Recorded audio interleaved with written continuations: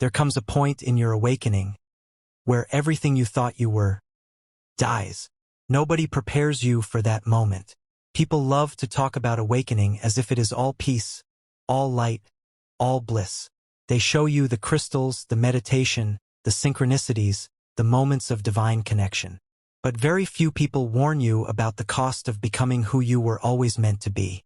Because before you can become someone new, the old version of you has to disappear. There comes a day when the person you used to be stops recognizing the face in the mirror. You wake up and the things that once excited you no longer hold your attention. The conversations that used to fulfill you suddenly feel empty. Places that once felt like home begin to feel unfamiliar. And that is terrifying. The friendships begin to fall away. Not because anyone necessarily did something wrong, but because you are no longer vibrating at the same place. Some people can only walk with you through certain chapters of your life. When your soul changes, your relationships often change with it. The silence becomes louder than the noise ever was. The phone stops ringing. The invitations become fewer. You spend more time alone than you ever imagined possible. And after enough lonely nights, the silence starts sounding like abandonment. You begin asking questions that have no immediate answers. Did I make a mistake? Did I lose myself?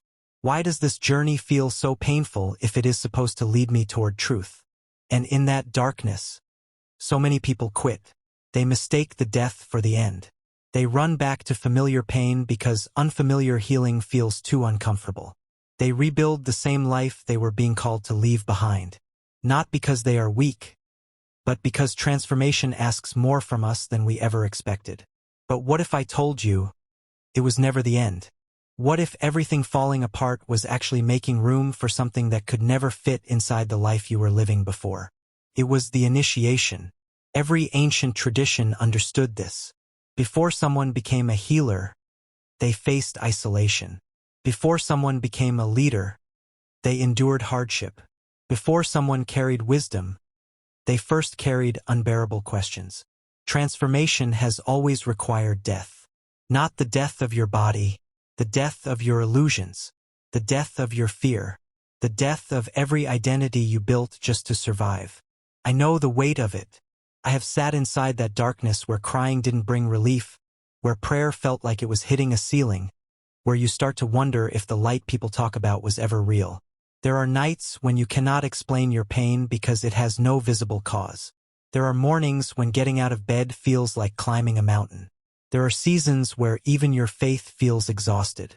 Trust me when I tell you, I have been there, and I came back to find you in it.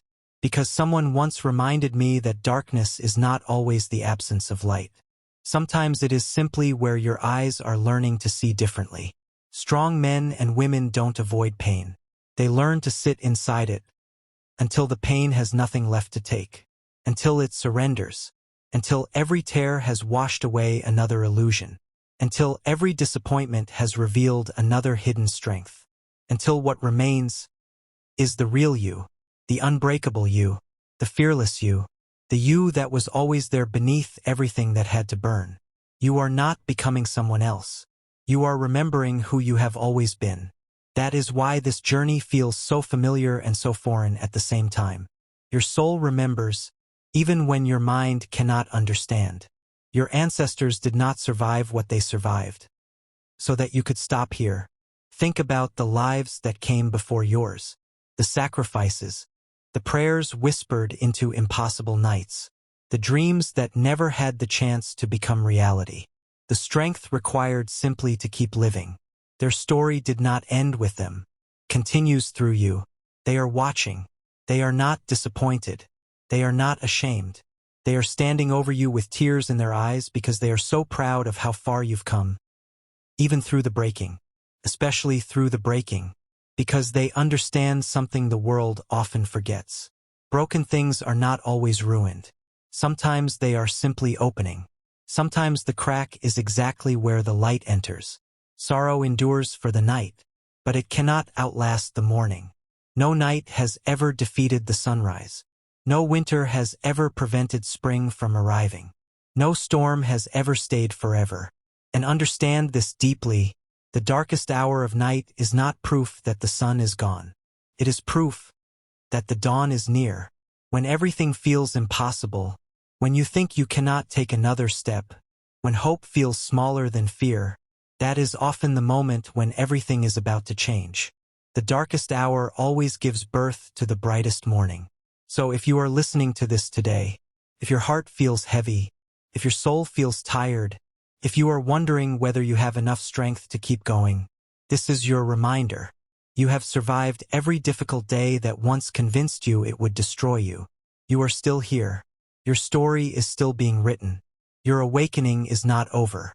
This chapter is not your ending. It is the doorway. Keep going. You are not alone. You are loved in ways language was not built to carry. And one day, much sooner than you think, you will look back at this season with tears in your eyes. Not because it was easy, but because it transformed you into someone you could never have become any other way. See you on the other side.